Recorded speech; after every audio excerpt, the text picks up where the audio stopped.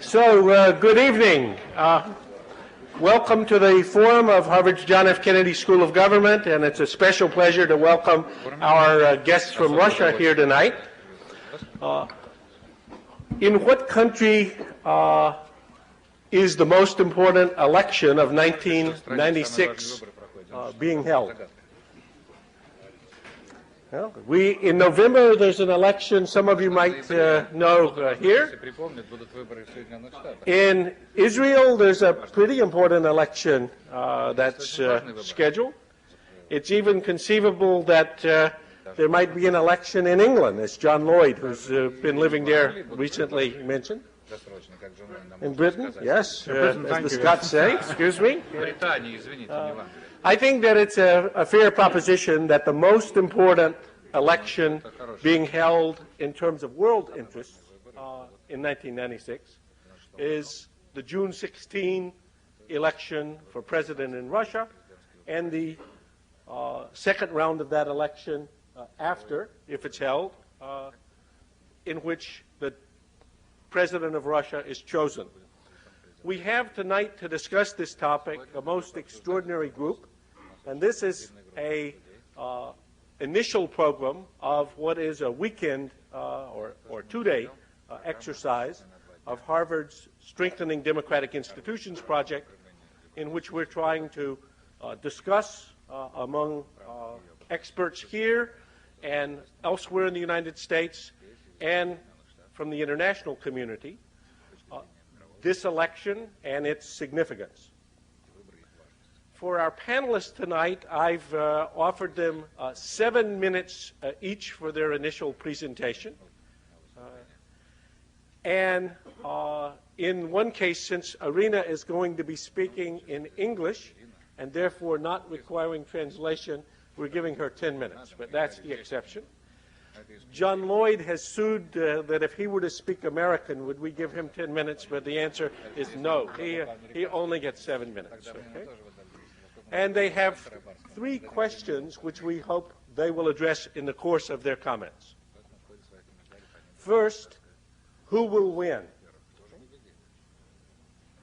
At the end of the electoral campaign, June 16 and the follow-on, who will be announced officially as having been elected president of Russia?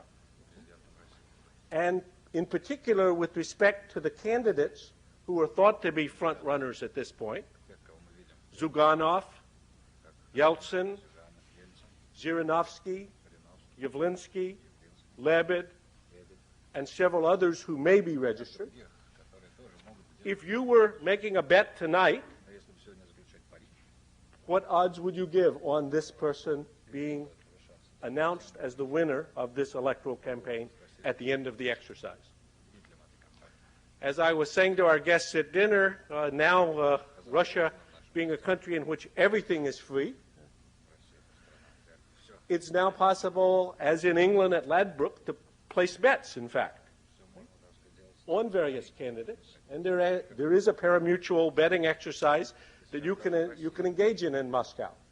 So for those in the audience who are absolutely certain that they know the answer, I will tell them afterwards how they can put their money where their mouth is. Okay?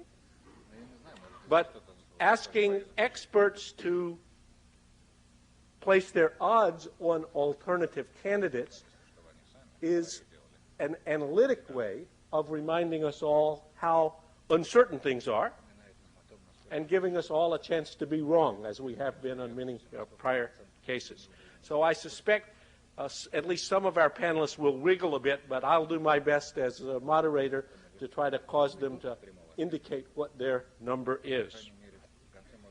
The second question is, will the election for president actually be held? Will it occur, or will it be postponed? Postponed before the first round or postponed before the second round? And the third question is, given your judgment of alternative outcomes, what difference is it likely to make with respect to the principal issues that might concern us? So good, simple, concise questions, easily answered in 7 minutes, we trust. Okay. And I think there are likely to be some differences among the members of the panel. Our first speaker is Irina Hakamada. Irina is a member of the Russian State Duma, where she is usually on days like this. She is president of the Common Cause Party, a party of which she's the leader, and which received about 1.5 million votes in December in the Duma election. She's a member of the Duma's Committee on Economic Policy, part of the Russian delegation to the Parliament of the Council of Europe, president of the Liberal Women's Foundation, and if I quote a Russian press source, the, quote, icon of the new Russian woman. So, Irina.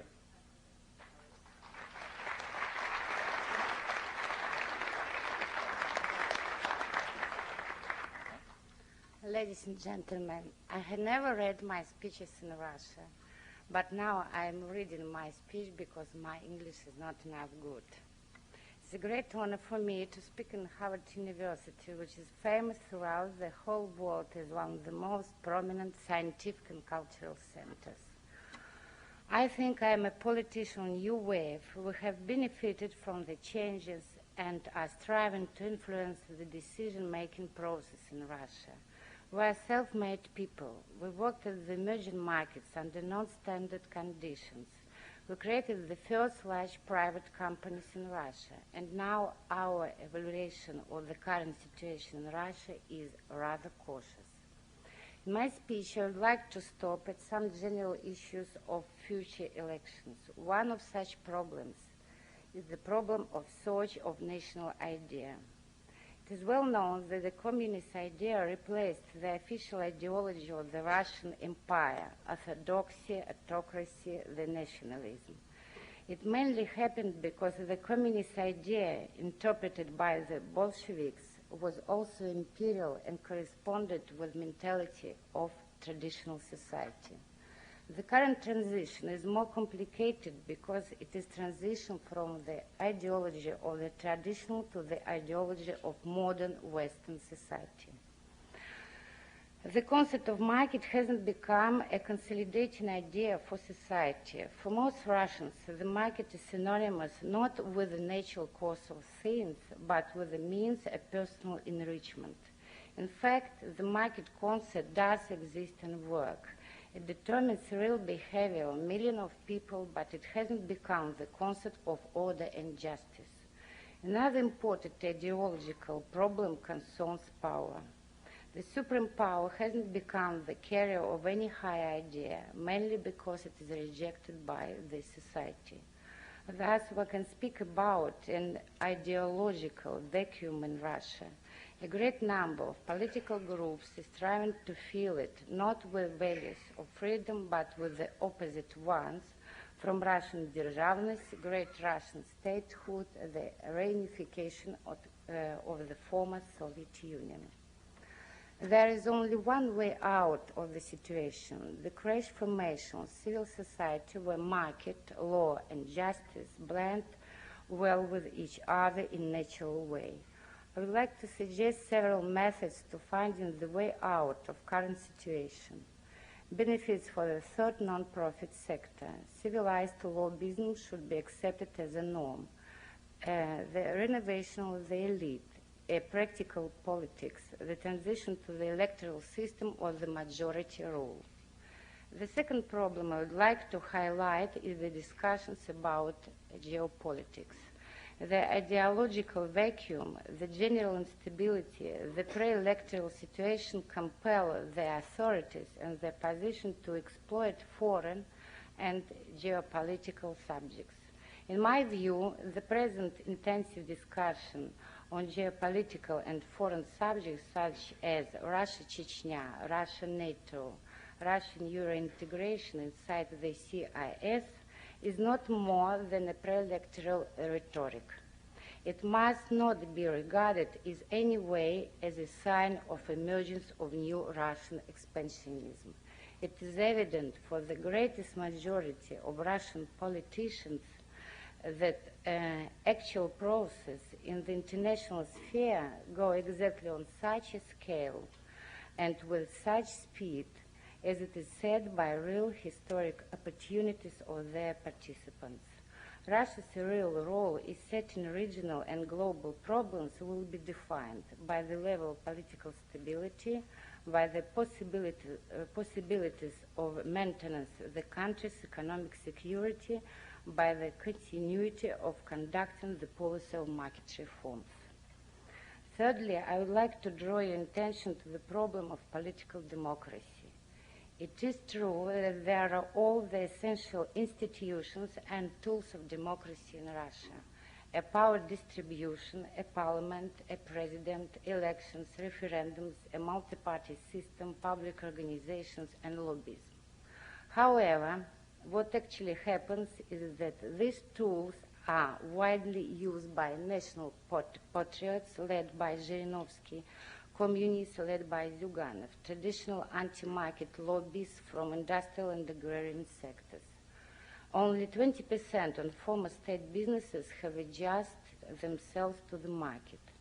The main reason for this lies in the fact that in the process of reforms conducted from the top down by administrative methods, there has not appeared the only reliable support of democracy of the middle class, the third estate. Populism is becoming the main tool of power, first and foremost for legislative. Decisions are made on the basis of traditional mass mentality rather than in the interest of individuals. And now I would like to pass over to the main issue of Russia's coming out of the transitional state, the economy. It is easy to criticize the economic policy of the authorities, and honestly it is rather boring. This policy is neither reformative nor anti-reformative. This is a policy of pure self-preservation. But reforms are similar to a bicyclist who cannot remain still. He either moves forward or falls down. Not only words, but actions of the present party in power give reason to believe that in case of its victory, the top priorities in its economic policy will be as follows: market regulation of prices, structural policy, support of small businesses, monetary privatization, taxation policy, expanding a tax base, increasing tax collection, reducing the number of taxes, simplifying the tax system, private ownership on land. As experience shows, the program will be realized inconsistently with many retreats, but anyway, it is a market program, and it will continue the policy which has been carried out for the last 5 years. If communists come to power, they will realize a different program, meaning a qualitative change of the formed basic rules of the game. Nationalization. There are 19 reasons for nationalization, including unemployment, a ban of full rights of the use of land, state control over commercial banks, administrative price regulation, unrealizable state social programs, state monopoly of foreign trade and strategic goods. I would like to end with one thought.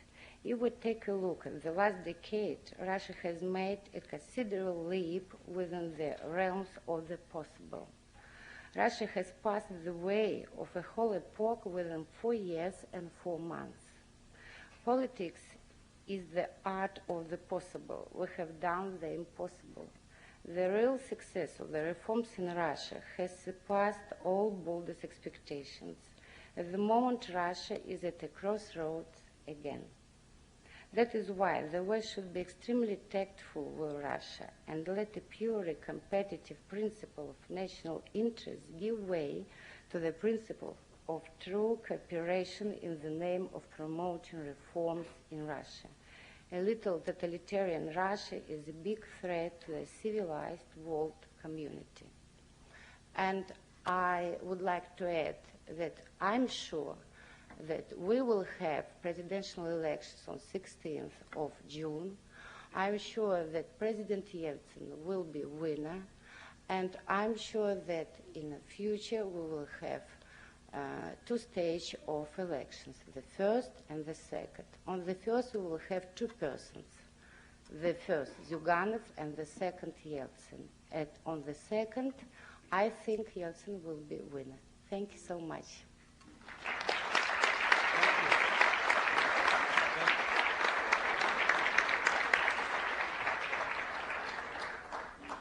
A very excellent set of remarks, and I especially appreciate your speaking in English for those of us like myself who are ignorant and wouldn't be able to understand the Russian. And I think we also appreciate your being succinct about your answer to the questions, which you answered very precisely. Let me secondly turn to John Lloyd. John, many of you know from past appearances here. He's an associate of the Strengthening Democratic Institutions Project here at the school. He has just, at the end of last year, stepped down as the bureau chief from the Financial Times, where he served for 4 years in Moscow, and I think is regarded by all knowledgeable English readers about Russia as our best single source of information and judgment about what's been happening in this remarkable revolution. John is in the process of completing a manuscript on the building of the Russian statehood. So, John Lloyd.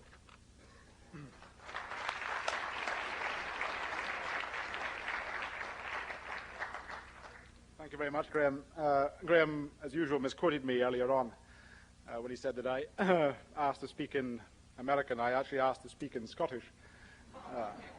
There was no translator present, in part because Sergei Grigoriev told me that in his course that he teaches here, ever since the popularity of the film Braveheart, which many of you may have seen, a disgraceful film in my view, but nevertheless popular, apparently students of Scots extraction, who previously were afraid to speak the name, have turned up at the classes wearing kilts. I find it difficult to believe, Sergei, but since it's you who are saying it, then clearly it is so. I want to address Graham's 3 questions and make some commentaries upon them in the 7 minutes that I have. First is, who will win? Well, it's tempting to say of these elections that the response should be the famous response of Joseph Stalin to who would win the elections when he held them. That is, he who wins he who controls the votes wins the election. Indeed, someone told me just today that a Russian minister had, in a somewhat over-confidential moment, said just that to the person I was talking to. And there may be something of that, because if you remember in 1993, when the Duma elections took place, and the Duma elections took place at the same time as a referendum on the Constitution, there was, quite soon after that vote and referendum took place, a quite serious charge that there were extensive falsifications, both in the voting for the parties for the Duma and in the voting on the referendum for the Constitution. And it seems at least possible that the Russian Constitution, which is now the basic law of the state, was voted in on rather less than the 50% which was required for that to be so. However, in the 1995 elections for the Duma, under somewhat new regulations, the scope for falsification seems to have been much less, and the results have not been questioned in anything like the same manner. So the voting, were they to take place under these same regulations for the presidential election the month after next, one might expect to be fairly honest and straightforward. It's always awkward for a journalist, even one who no longer has a newspaper, to be tied down to make a prognosis. But I think I would go with Irina Hakamada and say that President Yeltsin, presently somewhat behind Zyuganov in the polls, but rising all the time, and clearly with Zyuganov ahead of the rest of the pack, would come through, possibly because he or his people control the counting of the votes. Secondly, will the election take place? Well, one has to ask what could stop it. There'd have to be some kind of reason given to the electorate and indeed to the outside world for stopping an election which is clearly is, a crucial one for Russia. The obvious reason for stopping the election, for declaring a state of emergency in which an election would be suspended, would be some kind of outrage staged by the Chechens, probably in Moscow. And indeed that has been threatened in the past by General Dudayev, the leader of Chechnya. But what would be in it for Dudayev? I mean, Dudayev some time ago gave interviews to a number of Western and Russian correspondents in which he said that he inclined towards Gennady Zyuganov as the next president of Russia. Indeed, Dudayev said he still had his Communist Party card from the days when he was a general in the Soviet Air Force. Since then, however, that was about 6 or 7 weeks ago, since then he's moderated his rhetoric a good deal, has abstained from blaming Yeltsin and Gorbachev, the Minister of Defense, for the Chechen War, and seems to be inclining, possibly, certainly his field commanders are inclining, towards a negotiation which Yeltsin and his people have said they wish to have on Chechnya. Chechnya, as you probably know, is now the subject of intense concentration by the presidential team.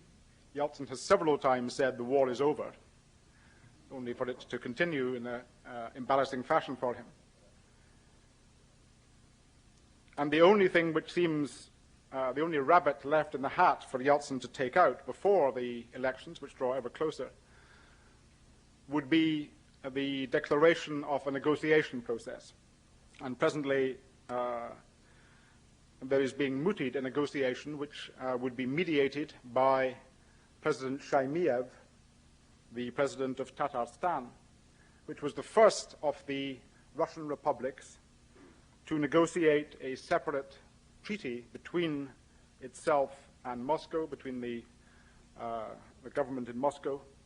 And that treaty has ever since stood as a kind of a template, an example for others to follow, and is now being urged upon Chechnya, possibly with a few changes, as a model which it could adopt in order to stop the fighting.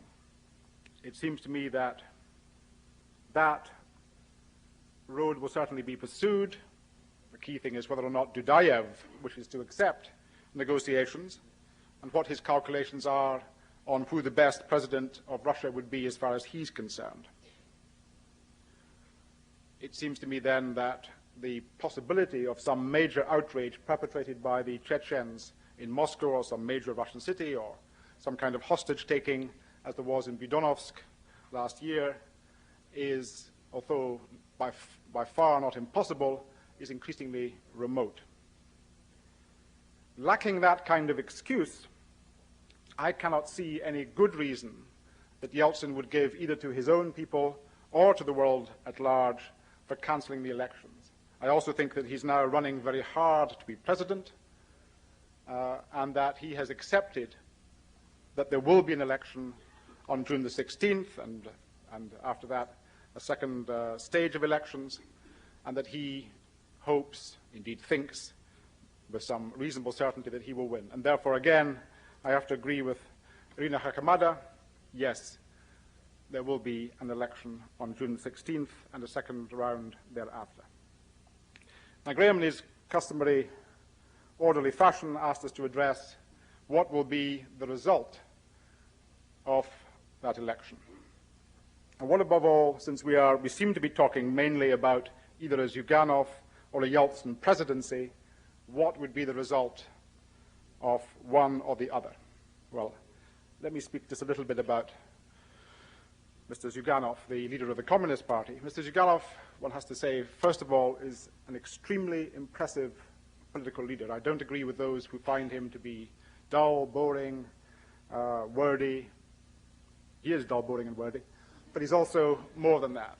When one thinks that 3 years ago, the Communist Party, or 4 years ago, the Communist Party was banned, was then unbanned through a court action, got about 10–12% of the vote, was uniformly regarded as a party on its way out, and was then built up by solid, careful work in the regions by people who had not, it seemed, forgotten how to organize, as many people thought the communists had, who were prepared to put in the slogging work, who were prepared to restart the Komsomol, the Young Communist League, who were prepared to go around the Sovkhoz and the Kolkhoz and the factories and to get support once more, to re-establish or keep going the Communist Party branches throughout the country, who kept a party life going, which, although enormously reduced from what it was in the Soviet days, when it was a party of some 20 million people, nevertheless remained a party of some 500,000 people, which was many, many, many more than any other party of the new parties, democratic and other, and nationalist parties and so on, were able to do. And Zyuganov, under Zyuganov's leadership, this was done. So this man has a certain track record which one must at least respect in its own terms. If he won, what would he do? What would the economy be after a Zyuganov victory? At best, it seems to me, it would be rocky. There would be a large loss of foreign confidence, and foreign confidence now, especially in the government bond market, but more widely, is important. And there would also be a large loss of domestic confidence. People would simply stop investing, stop making plans. There would be at least a 3 or perhaps a 6-month period in which the new powers, the Communist Party under Zyuganov, would have to learn what makes Russia tick. They would also have to find out how far, if at all, the promises which they have made in their party program and on the stumps, and on the stump there have been many, many, many promises, even more than Boris Yeltsin has made, and that's saying something. They would have to work out how far these promises could be kept, if any. And that would mean a learning process.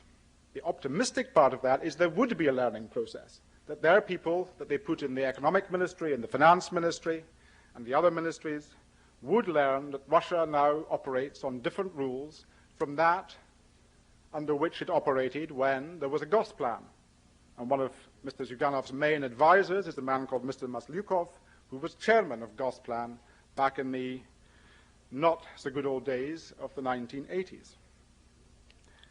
But if they didn't learn, if they really did want or did try to implement the program which they've laid out in front of the people, then there would be a prolonged period of destabilization. They would have to resort to authoritarian economic means, and very quickly authoritarian economic means would turn into authoritarian political means. And I by no means dismiss that strategy. I think that the question of how far the communists would go to bring back something approaching communism is still an open question. And on foreign policy.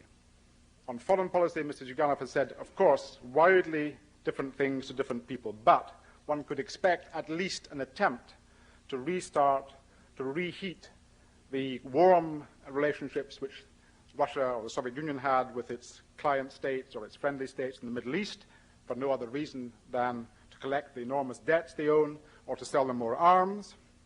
They would, I think, pretty definitely be more threatening towards the immediately neighboring states, the so-called near abroad, whom he has been much more enthusiastic about bringing back into a renewed Soviet Union than President Yeltsin, though of course Yeltsin has used that rhetoric too.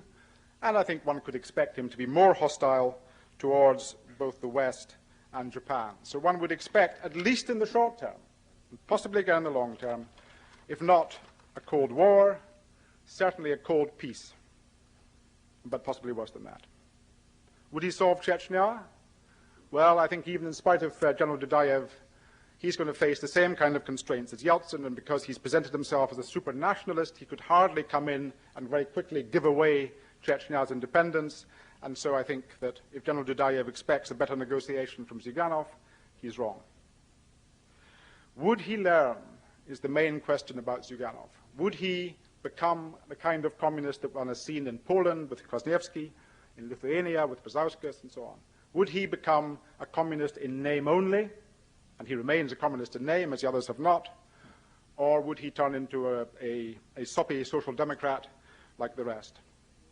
We simply don't know. We could pretty well say that about Kwasniewski and Brzezinski, but about Zyuganov, one simply doesn't know. It's a large risk. Briefly, finally, way over 7 minutes, on Yeltsin, I'm saying the same as Irina Hakamada. I think he would continue much the same. I think he'd be better than he was. I think he's gone to fish for communist votes and nationalist votes. We would not in his position. I think that after Yeltsin wins again, if he does, there would be something of a boom. After all, even by cancelling the fantastic tax concession he's given to his friends, he could increase the tax take of Russia by something like 2% of GNP. He could get, I think he could benefit from a surge of investors' confidence. He could raise a lot of money from the Eurobond market and perhaps start a bit of Keynesian financing of the infrastructure, which God knows is necessary. He might even be able, to have a negotiation with Dudayev and bring the war to Chechnya in the end. His policy towards the near abroad has been full of rhetoric. But when one thinks what he's done, the only thing he's done is to bring Belarus back into the Russian fold, although that still has to be actually done rather than announced. And that, I think, was much more due to the extraordinary President Lukashenko of Belarus than towards any kind of neo-Russian imperialism. And though he's growled and huffed and sulked about Ukraine, he has, by and large, respected its independence and respected also the fact that Ukraine commands Crimea, Crimea being largely populated by Russians, many of whom wish to belong to Russia. And yet Russia has not used that as a card against Ukraine. So one has to say the rhetoric sometimes, the public behavior of Yeltsin can be pretty alarming, but when it comes to behavior, he hasn't been that bad. The charge sheet against Yeltsin can be very, very grave. He's presided over a government which has killed or which has caused the death of more than 30,000 people in Chechnya because of a needless war under terribly bad advice. He's presided over a regime which has been fantastically corrupt, way out of our experience of corruption, where huge companies, including the biggest in the world, Gazprom, which controls something like 50% of the world's gas reserves, have simply been given over to people we don't know. I mean, nobody knows who these people are, but one can be sure they've got very rich. Large oil companies, Norilsk Nickel and so on, have simply been passed over to private hands, many of them, most of them, friends of the powers that be. Yet at the same time, what remains with Yeltsin, one hopes, is what President Václav Havel said in a recent interview. He said, for all that one can say about Yeltsin, nevertheless, it seems to me, said Havel, there remains within him, at his core, somebody who still is trying to leave Russia in a better position than he found it. And I think the best we can do is to hope that Václav Havel is right.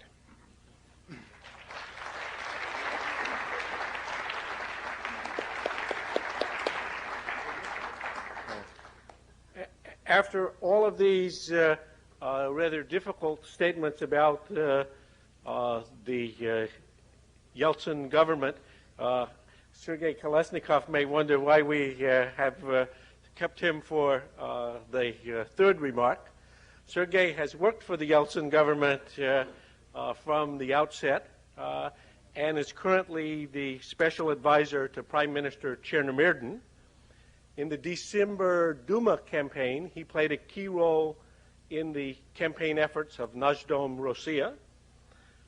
He is the chief of the Directorate of Government Information for the government of Russia, and a former journalist and editor, and a many-time visitor here whom we hope will come back often. So, Sergei Kolesnikov.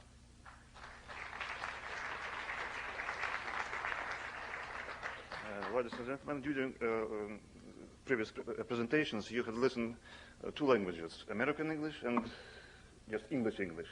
And for further variety, I try to speak Russian with the help of my friend Sergei Grigoriev. Мне бы хотелось ответить не только на те три вопроса, на которые уже ответили предыдущие выступающие. I would like to answer, of course, not only to those three questions that were answered by by the two people speaking before me. Сразу скажу, что я присоединяюсь к этим ответам, которые были даны And I will have to Ириной say Хакамадой. immediately that I agree with the answers given by Irina Hakamad and by Mr. Lloyd. Но мне бы хотелось поговорить о том, что сегодня является главной президентской кампанией. But I would like to discuss the question about what today is the most important thing about this presidential elections campaign. И какие цели ставит перед собой президент Ельцин, And what are принимая the решение targets баллотироваться на второй срок. of President Yeltsin when he adopted his decision to run again for the second term? За последние годы Россия прошла трудный путь Throughout the past years, Russia passed through a complicated path по направлению к открытому обществу, towards a more open society, правовому государству towards a law-abiding state, и свободной экономике. and towards free economy. Однако не все задачи решены, But not all the tasks were resolved, а произошедшие изменения пока еще не являются окончательно необратимыми. and all those changes which already occurred so far are not irreversible and not accomplished completely.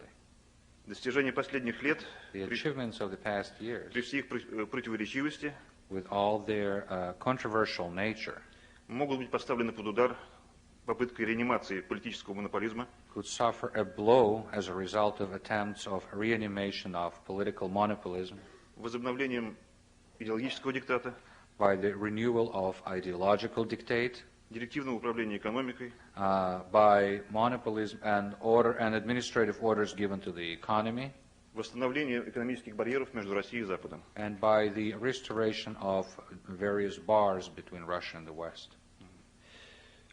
Во всех переходных демократиях, становящихся демократиях, In all the emergent democracies, in all the countries going through the period of transition, именно президентская власть призвана it is the стать гарантом presidential power which is called to become a guarantor необратимости генерального курса реформ, of irreversible nature of the general line towards reforms, сохранение политического плюрализма в of условиях гражданского preservation мира of и общественного political согласия. pluralism under the conditions of civil peace and political accord among various forces. Я бы подчеркнул именно проблему сохранения гражданского мира.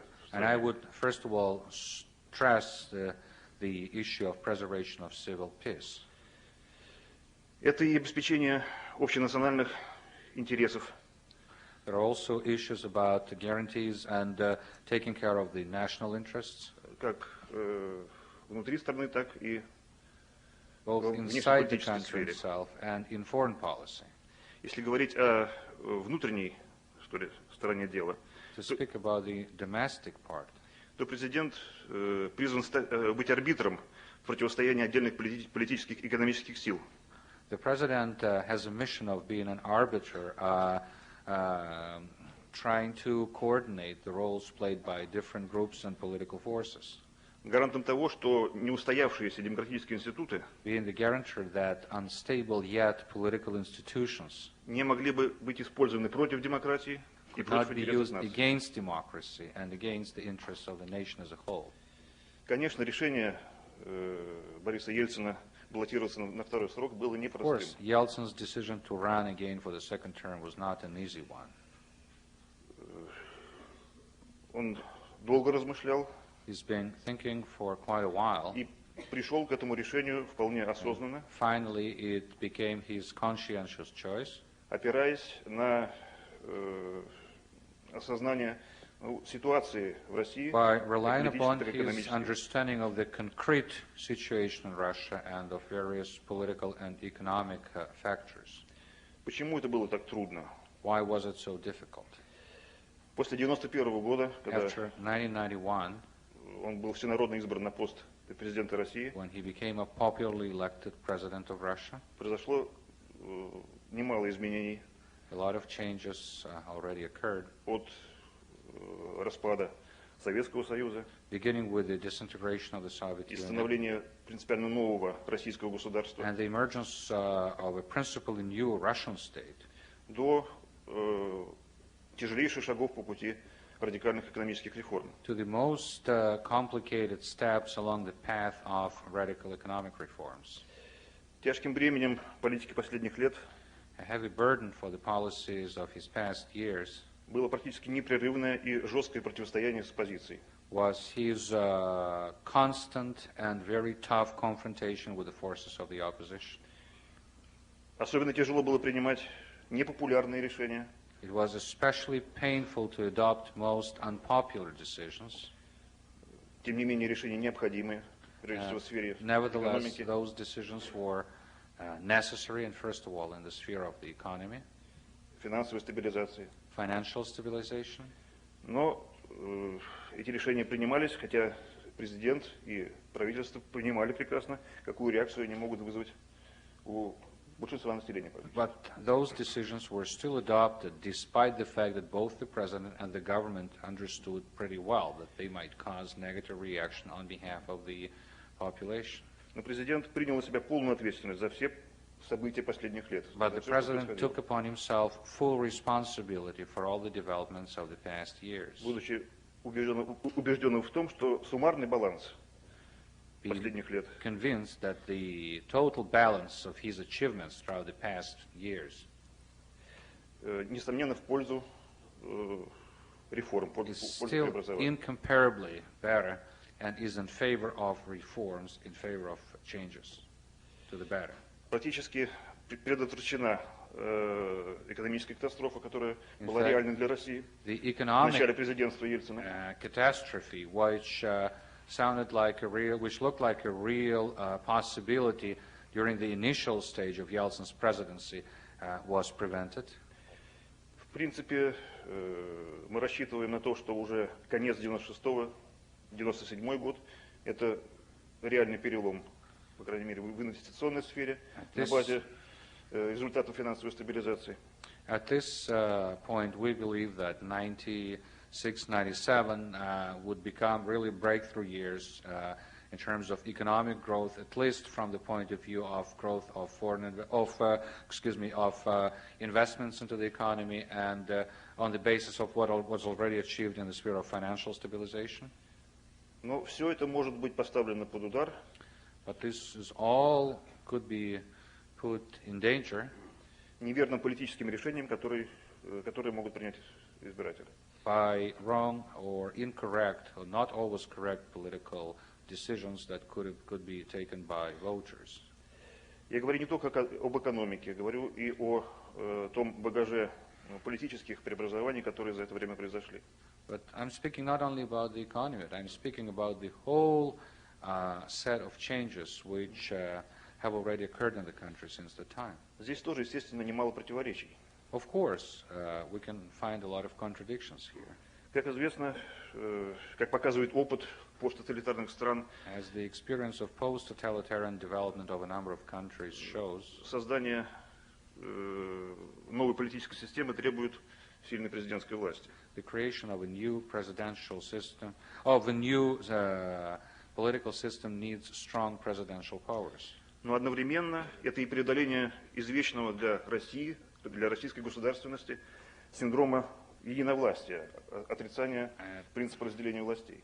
But at the same time, it also needs to overcome the so much typical of Russia syndrome of overconcentration of power in one hands, which in fact may prevent the genuine separation of powers.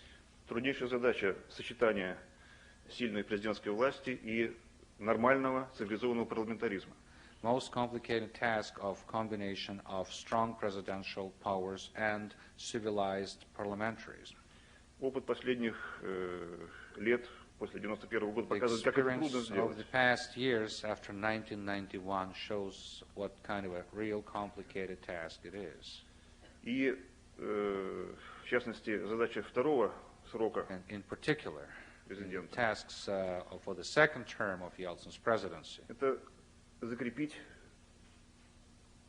в политической практике России нормальные принципы разделения властей, нормальную практику цивилизованного государства. is to build into the body of Russian politics the normal civilized principles of separation of powers, to build a normal law-abiding state. Что делается и что, как развивается сегодня кампания? Несколько слов об этом. Just a few words about what's happening right now in the campaign and what is being done.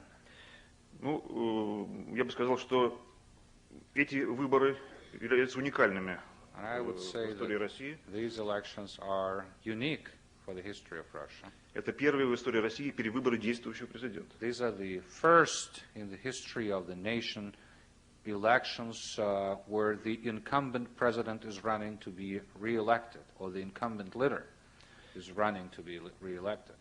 И здесь очень важно понять, что именно президент Ельцин олицетворяет не одну из политических сил, не одну из партий. And it's important to understand that it's Yeltsin today who symbolizes and is an embodiment not only of one political forces or of just one political party. Сегодня его образ – это образ России.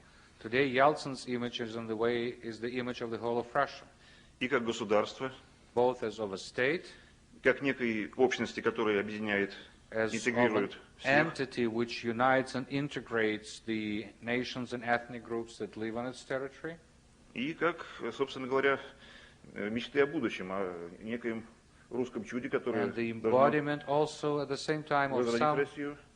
miracle, of this dream about the future, of this Russian dream that all of a sudden should transform Russia into a different kind of state. И в этих условиях то обстоятельство, что у Ельцина нет собственной партии, And under those conditions, the fact that Yeltsin has not got his own political party, превращается из минуса в плюс. it's no longer a minus for him. It's been turned into a plus. Он опирается на нечто более широкое, чем He is партия, relying upon something which is broader than just a political party. на объединение здоровых политических сил, He is trying to rely upon the amalgamation of all the healthy political forces, на здравый смысл upon common sense граждан России. of all the citizens of Russia. Я бы не стал сегодня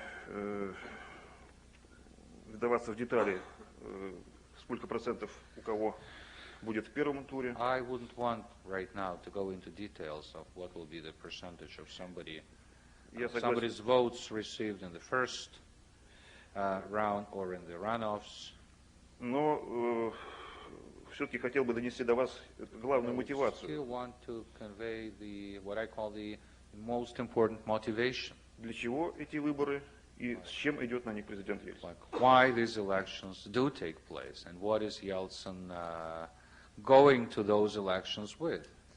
Ну, и я надеюсь, что народ России сделает правильный выбор. And I certainly hope that the people of Russia will make a correct choice.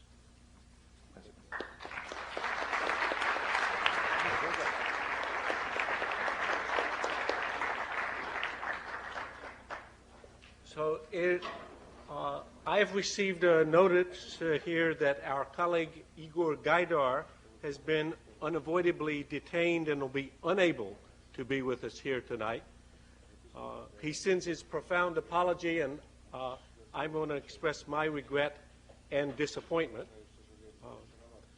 But we're going to continue with the panel, and I will, since there's too much agreement in the panel, I'm going to offer a brief contrary view, and then we will open the forum for questions and discussion, in particular where we may have differences of opinion. On the first question, who will win, I agree with the panel that Yeltsin is the most likely, but my betting has him one chance in 4, a 25% chance of winning. I think Zyuganov has almost as good a chance. I would say just slightly less than that. I make it about 23%, but I don't think there's anything exact about the numbers. I just say slightly less than Yeltsin. And I would make Yavlinsky, who's been here on a number of occasions and several of the people here know, about 1 chance in 5, about 20%.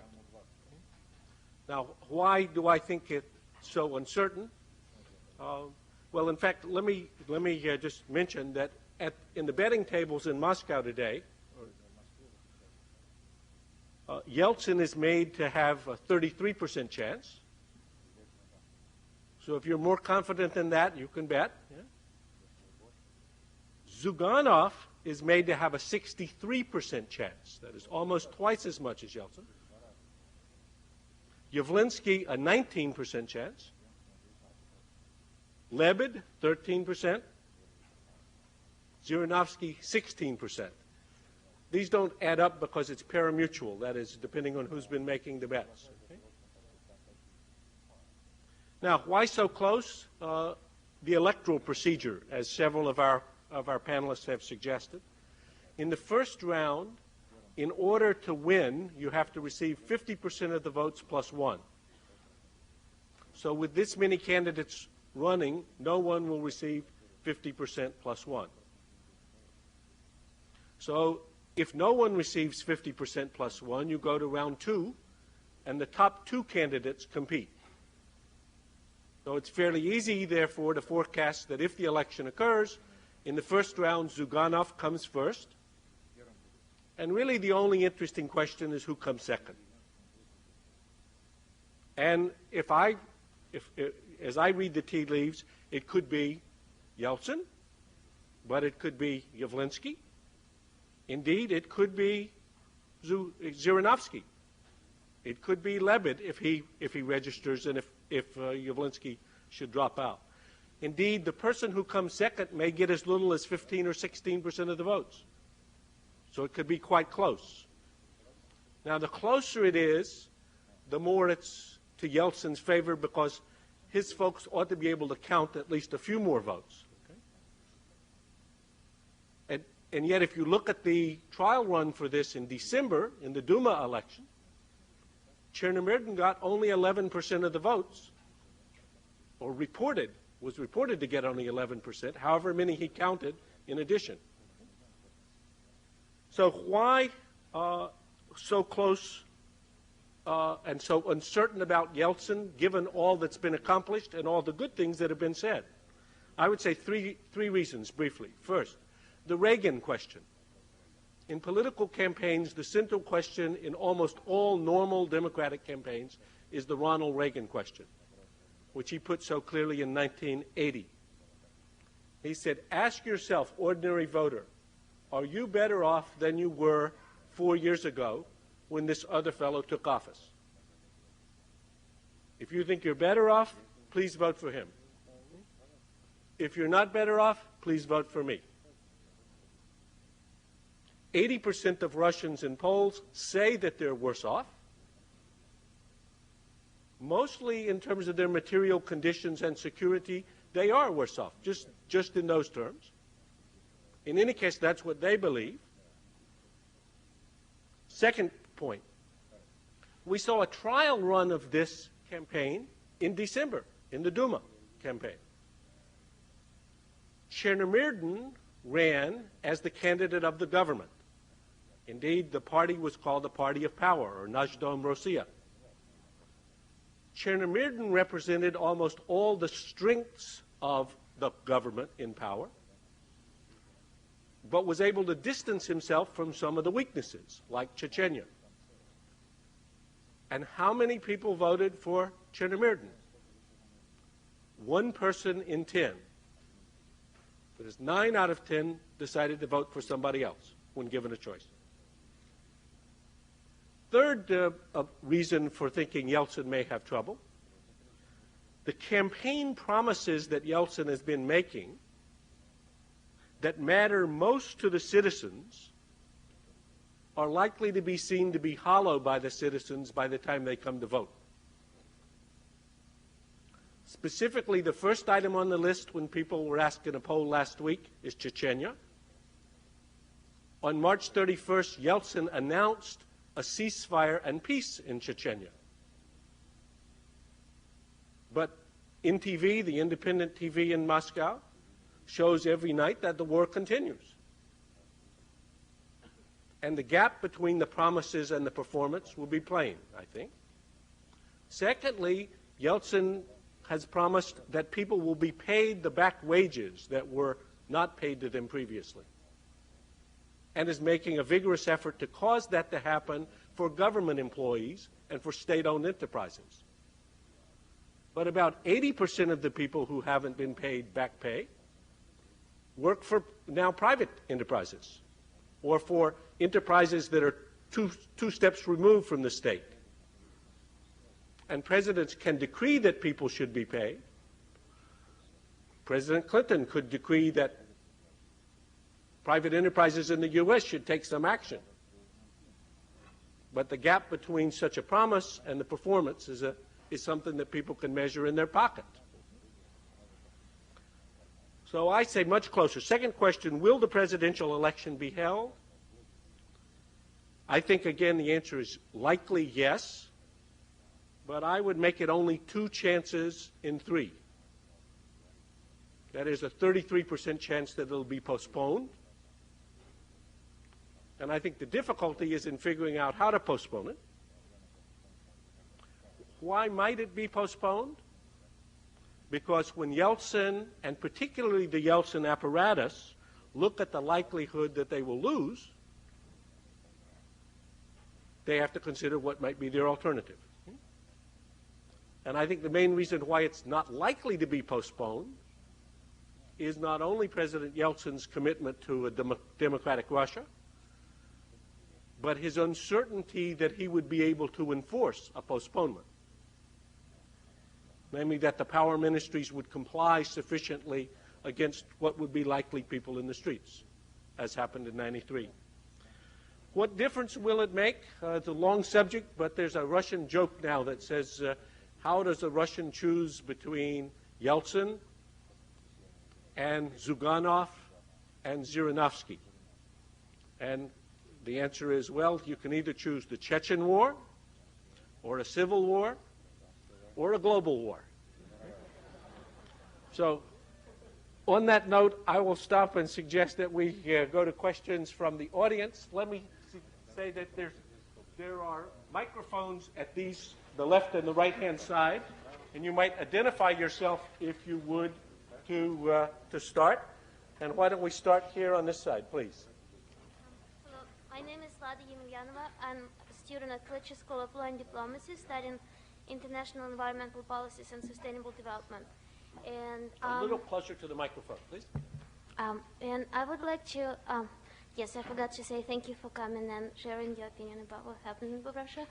And I'd like to ask if someone among speakers could say, to make an analysis, an assessment of attitude given by different parties toward environmental issues in Russia, and what shall we expect in context of development of environmental movements and attitude given to environmental issues after the election. Thank you. So the question concerns the attitude of the political parties in Russia towards the environmental issue and sustainable development. Maybe, Sergei, do you want to say something about the government's view of this? Please, you can just stay seated. Yeah. Практически в программах всех основных политических партий России присутствует в той или иной степени упоминание хотя бы об экологических проблемах. Today, each political party in this or that way at least addresses the issue of environment protection in their programs. Есть и организации, которые принимали участие в кампании парламентской 95-го года, которые именно на этом строили свою программу.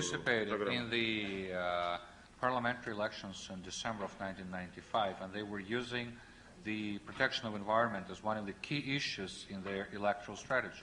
Однако именно эти движения не получили 5% голосов и практически не присутствуют сегодня в политическом спектре. Received less than 5% votes and today are not represented among the political players and participants of the political process in Russia. Если же говорить о природоохранной политике правительства, but if we speak about the policy of the government towards the preservation of nature, то, естественно, здесь есть конкретная программа действий. Of course, we have a concrete program of actions to be taken. В России достаточно сложная экологическая обстановка, особенно In в Russia, ряде промышленных the городов. environmental situation is very complicated, especially in a number of huge industrial centers. Ну, Россию спасает, так сказать, во многом огромные what helps Russia at пространства, this покрытые point лесами. is a lot of space covered by forests. И поэтому по такой международной статистике мы все-таки меньше выбрасываем грязи в окружающую среду, чем By другие international страны мира. statistics, we pollute the world a bit less than other countries of the world. Вот. Но тем не менее активная работа ведется, и есть соответствующие министерства, которые этим Nevertheless, some занимаются. work is being done, and there are some corresponding ministries which are involved. Хотя им, конечно, не хватает денег. Of course, though, because as usual, they're underfunded. Okay, how about here? Okay, my name is Bill Kerr. I'm a PhD candidate in Soviet history from Boston College. Советская история. My question is, how has Yeltsin's health impacted the campaign Как for president? здоровье отразилось на кампании? What if Yeltsin wins and dies 3 months later of poor health? And what is the status, the current status of his health? Так вообще не публично.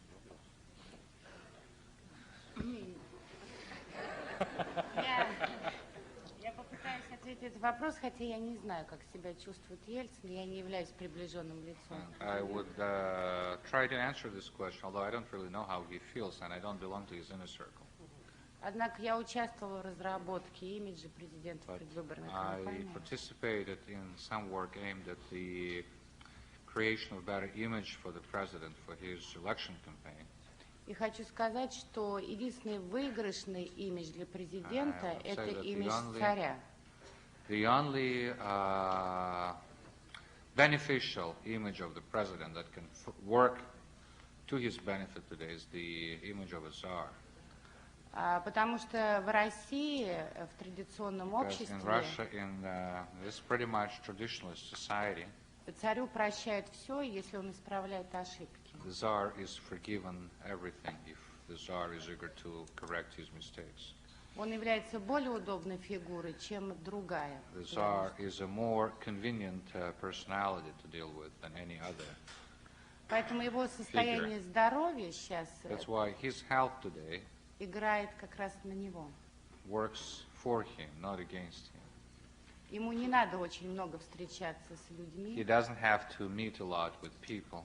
Ему не надо бегать за Зюгановым по всей He doesn't России. need to follow Zyuganov all over Russia. Ему надо быть наверху, He needs just to stay on top чтобы на него молились как на Бога. so that the people would keep praying to him as if he is Lord Almighty. И у него пока все получается. So far it works. John, do you want to make a comment on the health? I can't, Хочешь прокомментировать? I can't match Irina, but С Ириной мне не сравнится. my understanding, Но мое I понимание, left Russia in December, but my understanding about Yeltsin's health is the following, that he, I mean, clearly it's affected by the large amounts of alcohol that he ingests from time to time. But he has had a history, really from youth, of bad luck with his health. He lost some fingers in his hand. He had 2 serious crashes. He fell off a bridge into the water in unknown circumstances. He's had a heart attack.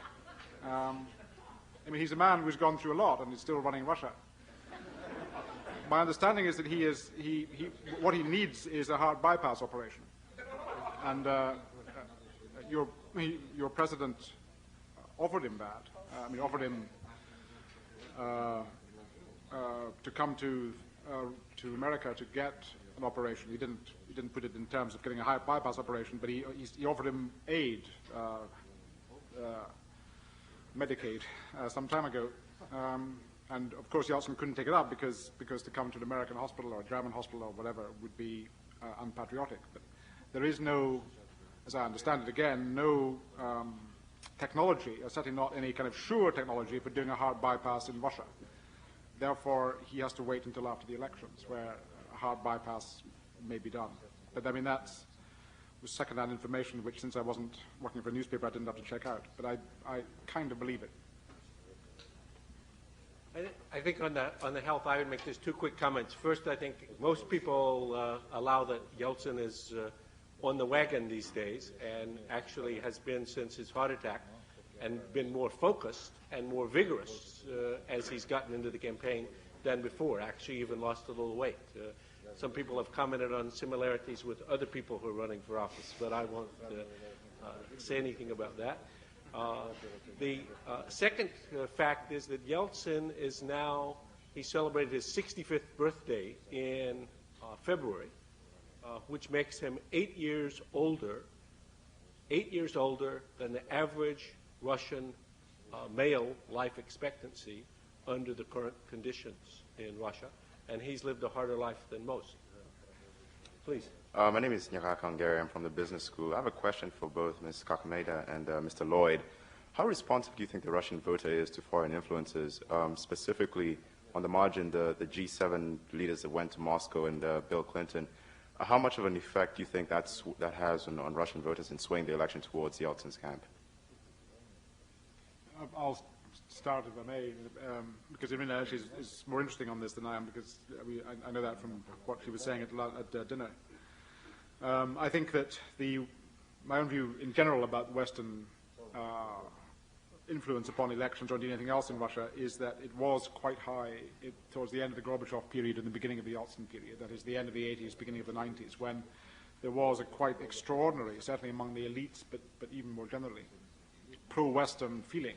I mean, extraordinary in that it went, I think, to quite absurd extremes, and was manifest, for example, in the Russian foreign policy in the beginning of that period, 91, 92, which was a foreign policy which simply could not have been tolerated by any major state, let alone a state of the size and importance and traditions of Russia.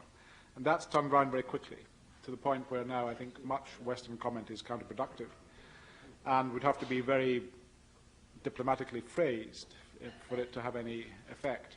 So I think now that the best the West can do, or Western leaders such as are now gathered in Moscow, would be to make general statements, but not commit themselves too deeply.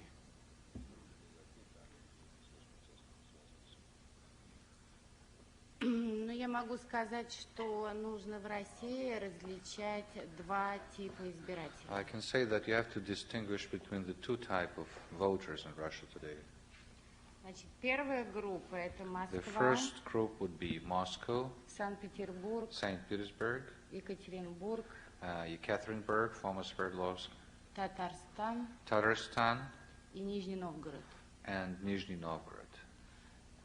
Среди этих избирателей Among those поддержка voters, «семерки» the support, let's say, for the G7 initiatives, Ельцина как гаранта and продолжения for реформ Yeltsin очень as a важна. guarantor, their support, the G7 support for Yeltsin as the guarantor of reforms for those voters is important. Также поддержка является очень важной для политических элит, как региональных, так и As well as федеральных. this support would mean a lot for the political elites, both at the federal and at the regional levels in Russia. Что же касается остальной провинции, особенно Speaking красных of the регионов, rest of the regions and provinces, especially of the so-called red belt or red regions, и обыкновенных простых людей, and speaking of the ordinary people, то там возрождается традиционная антизападная there is a resurgence of traditional anti-Western attitudes. Считается, что развал And it is Советского believed that Союза the disintegration of the Soviet Union и слабая экономическая поддержка and людей weak economic support given by the government to its citizens связано прежде всего с работой западной разведки. are first of all tied to the work conducted by the Western intelligence services. Это очень типично. And this is a very typical attitude. Поэтому необходима очень тактичная поддержка That's why we need very tactful support, и не персонально and Ельцина. not От этого personally можно of только Yeltsin, проиграть. which can do more damage than good for him, and as a result of which he might even lose. А использование риторики, But гарантий the ядерной use of безопасности, если rhetorics Россия будет of продолжать реформы. the need for nuclear, let's say, nuclear safety and other things in case Russia continues along the path of reforms. То есть необходима косвенная поддержка. There has to be probably indirect support expressed.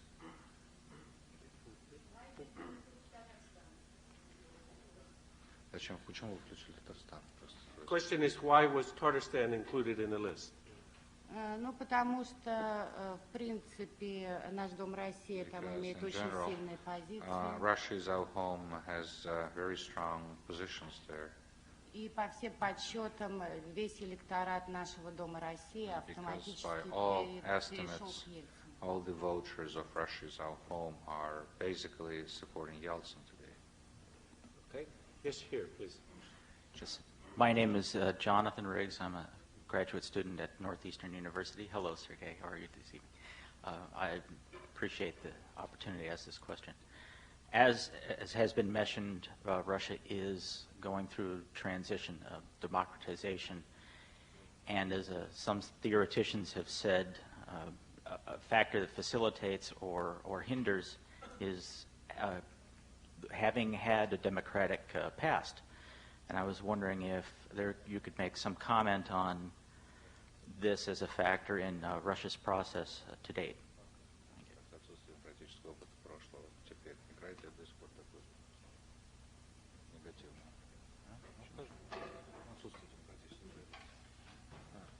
Естественно, я пытался уже в своем выступлении эту тему затронуть. And as I was trying to touch upon this theme a little bit in my presentation, дело в том, что действительно века монархии. It's true that the centuries throughout which the country had been run by autocracy, by the monarchy, 70 лет советской власти. 70 years of the so-called Soviet power, Не могли не communist regime, сформировать не только традицию, но и особый психологический тип восприятия. could not have failed to develop not only just a tradition, but certain stereotype, psychological stereotype in approach towards democratic values and in general democratic process. Характерным подтверждением этого является хотя бы заявление некоторых демократических политиков и теоретиков, которые считают возможным использование недемократических инструментов для дальнейшего продвижения России по демократическому пути. And I would say that a typical example would be here statements made by some of the democratic politicians who believe that it is vital to use some non-democratic methods to facilitate Russia's advancement along the path of democracy. Я думаю, что именно здесь коренится и возникающая время от времени идея отмены или переноса выборов. And I think that maybe this is also somehow related to the idea of postponement or cancellation of the elections. Здесь достаточно трудно провести грань между формальным признанием каких-то принципов и схем, действующих в демократическом обществе, и реальными потребностями общества в данный момент. It is also really hard to draw a fine line between the realistic needs of the society at the moment and the aspirations or the vision by that society of what the democratic process is. Здесь нельзя быть таким абсолютным последователем какой-то одной. And one cannot be in this field a follower of just one and the only one concept for development and to sort of try to turn into absolute truth only one option. Но сегодня я убежден, что выборы должны быть и они состоятся. But I'm convinced today that the elections will take place and they're due to take place. They have to take place. Хотя в России все разное может произойти, и мы не гарантированы так до конца ни Although Russia is a land of uncertainty, and until the end we're not guaranteed that something that we want to put into life would really happen. Ну, я могу добавить, что я отношусь как раз к тем политикам, которые считали, что выборы сейчас в России не нужны. Well, I will add here that you can consider me one of those politicians who believed that elections were not essential or necessary in Russia today. Хотя меня никак нельзя отнести к людям, которые имеют хоть какое-то отношение к власти. Ну, разве что там член парламента, но парламент тоже не имеет власти. Although I cannot be regarded as a person at power or in power in Russia today, well, maybe because I'm a parliament member, but as you know, the parliament also has no power in Russia today. В России есть привычка к воле, но нету привычки к правовой свободе. In Russia there is a liking for free will, but there is no liking for the so-called legitimate expedition of freedoms. Сама власть в России не смогла стать носителем идеи рынка как религии. And the authorities in Russia failed to become the bearers of the ideas of market democracy as some sort of a new religion given to the population. В этих условиях нельзя так много использовать демократии, потому что в этом случае демократия уничтожается. Under such conditions, you cannot have too much of democracy because democracy might self-annihilate itself. Поэтому я всегда выступала против партийных пропорциональных списков That's на why I выборах. was always against all those proportionate party lists in the elections. Именно эта система привела к тому, что Жириновский занимает серьезные позиции. It is this system that made Zhirinovsky occupy serious positions in the parliament.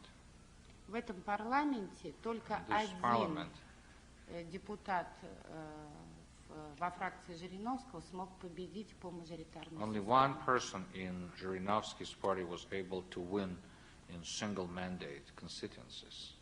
Люди голосуют за личности и совершенно не People vote голосуют за for программы. individuals, but they do not consider voting for programs and platforms. И даже очень многие сейчас либералы начинают разрабатывать новую концепцию And many people, like вот этого liberals today, переходного are периода trying в to work on a России. new concept of the period of transition in Russia.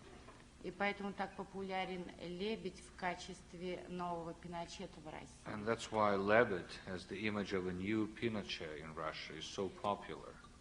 Поэтому я согласна с тем, что And that is why I do agree that выборы, демократия в России пока что строится сверху. so far democracy in Russia is not built from the grassroots level. It's so far being built from top. Как бы Homo democraticus, And он не the появился. so-called Homo democraticus did not emerge in Russia yet. Gentleman on the right. Hi, my name is Christopher Hartwell. I'm a student here at the Kennedy School. I want to ask the panelists how they perceive the role of the Russian military in Russian politics today, if they feel that will influence the election, and if in fact you do see the military as having growing influence, how that will bode for Russian adherence to the CFB and START treaties in the future, no matter who wins the election.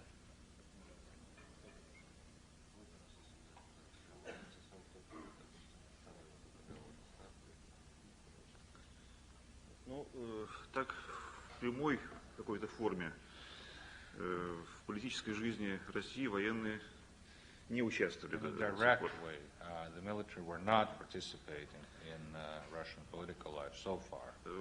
После 1991 года After 1991, руководство армии сознательно дистанцировалось от политики. the army leadership conscientiously distanced itself from Неоднократно politics, заявляло об этом, made quite a number of statements regarding this, что, в общем-то, иногда и создавало проблемы для which sometimes was creating problems for the authorities as well. Были такие периоды There were в этой короткой periods истории, throughout those short 4-year history of в the частности, в country, 1993 году. in particular, let's say 1993. На парламентских выборах 1995 года During the parliamentary elections in 1995, произошел некий сдвиг. certain Немало военных баллотировалось в списках разных shifts took place. партий. Quite a lot of military were running in the lists of various parties and political movements. И сегодня в Думе об этом может рассказать And today, Ирина Хакамада. as Irina Hakamada can tell you, she probably sees quite a lot of people wearing military uniforms. Но является ли военной какой-то единой сплоченной политической фракцией, партией, которая могла бы оказывать влияние реальное на политику? Can they be considered one consolidated faction or a group or a movement capable of influencing the politics today? Question mark. Думаю, что нет. And my answer is no.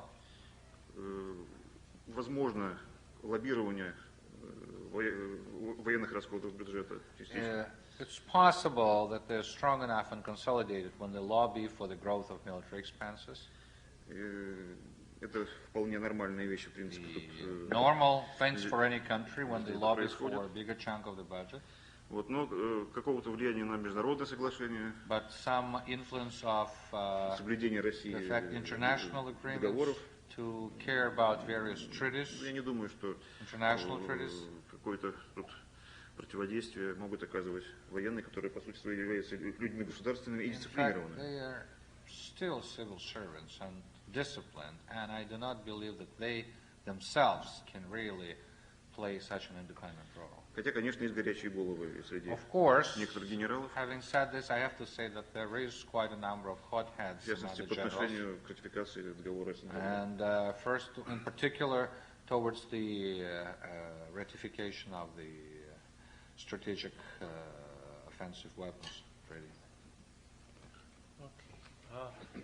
I think that unfortunately we stop at 9:30, and I apologize very much to the people who've waited, and I would ask you, come and ask your question after, if we can, because the general work rule here says that we stop at 9:30. Let me say thank you on behalf of the Harvard group to our guests from Russia in particular, but also from England, for being here. We are very sorry for the members of the audience that Igor Gaidar got unavoidably detained.